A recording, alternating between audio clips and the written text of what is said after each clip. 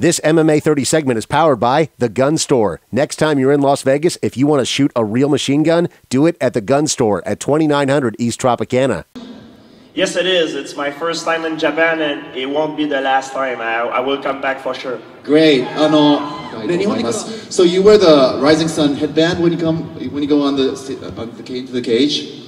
Yes, I do. I'm from a Kyokushin karate background, right, and it's a traditional martial art coming from Japan. So I really embrace the culture and all the mentality of it. That's why I'm wearing it. What is the most technique from karate you use in the cage? The karate that I use come from Kyokushin karate. I did different style. I did Kyokushin karate. I did Shidokan. I use different technique. I like Mawashigiri. It's one of my favorite techniques. It's a roundhouse kick, we call it in English. Mawashigiri. I like when I put my opponent on the ground, the way I cut distance, and that's something that I learned from karate. People think it's coming from wrestling, but I use a lot of karate in everything that I do. So a junior high school guy is actually he wants to become a UFC fighter in the future, and he's asking what are the most important points to be a good fighter? Well, if someone is in high school and you want to become a UFC fighter, I would tell him the most important thing it's school, education. It's possible to do both things at the same time. I kept school until I had my first title shot in UFC. I was studying at university before I let everything go and start training full time. I'm a big believer that the number one priority for a kid should be school and education, and sport training should come second. Right. I think you got to do first things first, right? The reason is the most important part of the body. It's not the muscle. I think it's the brain, and that's why I think school should be number one priority. All right, that's a good one. So everybody knows you have a complete skill, strikes and wrestling, ground control, jiu-jitsu, and on the other side there are examples like Anderson Silva. And so, what kind of direction do you think mainstream's going to head toward in the technique sense? You mean for Anderson? Right. For a fight between us? Everything I do in my life and my career, I always look one step at a time. I don't right now at the point of my life where I am right now, because I just have a knee surgery, ACL tear. It's a very serious injury. It's the first bad injury I had in my whole career.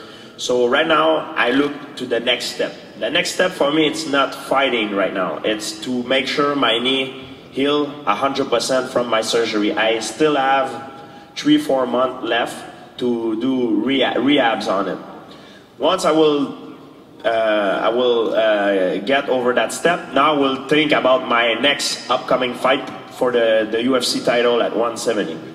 And once, if everything goes according to plan, and I have to go to fight like you mentioned Anderson Silva, maybe I will consider the question then. But everything I do, it's step by step, because you never know what can happen in the future. And sometimes if you plan things too much in advance, it doesn't happen the way you want, so you waste energy for nothing. So what's the mainstream going to be for UFC more? Is it going to be the striking or the wrestling part? I think that for UFC the main thing it's the variety of skill. It's not only striking, not only grappling. I think it's the mix of everything that makes a fight very interesting. And if you want to see only striking, you go see kickboxing or boxing. If you want to see only groundwork, you go see a jiu-jitsu competition or a sambo competition. You want to see only throws, you see judo or wrestling. So I think the beauty of mixed martial art is the mix of everything together. It's like a triathlon of martial art, you know. So I think that's what makes the beauty of the sport. Great, the combination. Absolutely. Right. You're from Canada, and it used to be like a little behind in the MMA, but now you're on top, and well, Japan used to be like really active in all martial arts, but now it's well, we're having a little bit of a struggle right now, I guess. What would you give out some advice for like the young fighters who are trying to like aim for UFC or? I don't think Japan is behind. I think because of the culture, Japan will always be ahead in mixed martial art. Because, for example, in America, in the United States, Canada, when we're a kid, most of kids, the first thing they learn how to play baseball, they learn how to play football. In Canada, we learn how to play hockey. But in Japan, when you're a kid, you don't necessarily learn how to play hockey or football. You learn how to do judo. You learn baseball too. Yeah, you got baseball, but you got judo, you got karate. This is really part of the Japanese culture, and that's why I think Japan will always be the mecca for mixed martial art, especially because of their culture, where they come from. They're the culture of the samurai. You know, also for the mentality the Japanese has. I believe they're. For the mind, I think they're the strongest people in the world. If you look in terms of how strong they are mentally, they never give up. They never surrender. They're very strong minded people. Thank you. In training for a fight with Carlos Condit, which areas of your fight game do you feel that you might have to improve a little bit, if any, in order to defeat Condit significantly?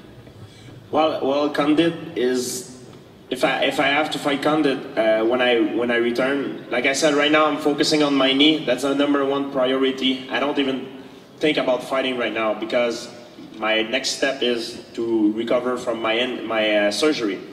But Carlos Condit is no doubt. If I have to fight him, it's no doubt the best guy that I've ever fight. He's because of his set of skill. Because of his personality, he never gives up. I've seen him being in bad position and always came back stronger. So I think it's not only a question of standing up and on the ground. I think it's generally his set of skills are amazing, and he's a very unorthodox fighter as well. But people are always talking about you moving up, fighting Anderson or middleweight or whatever, but I know you don't like talking about things about the future because you're pumped with your knee, but have you ever thought about moving down, or do you think you're just too big? No, if I move down, I believe first I would have to cut one of my limb, and if I do so, Frankie Edgar, he will beat me up pretty bad, so it's out of question for me. So I'm not gonna move down. This is not. No, I can't do it. Okay, today you've been invited as a guest, but can you promise we're gonna see a fight here in Japan?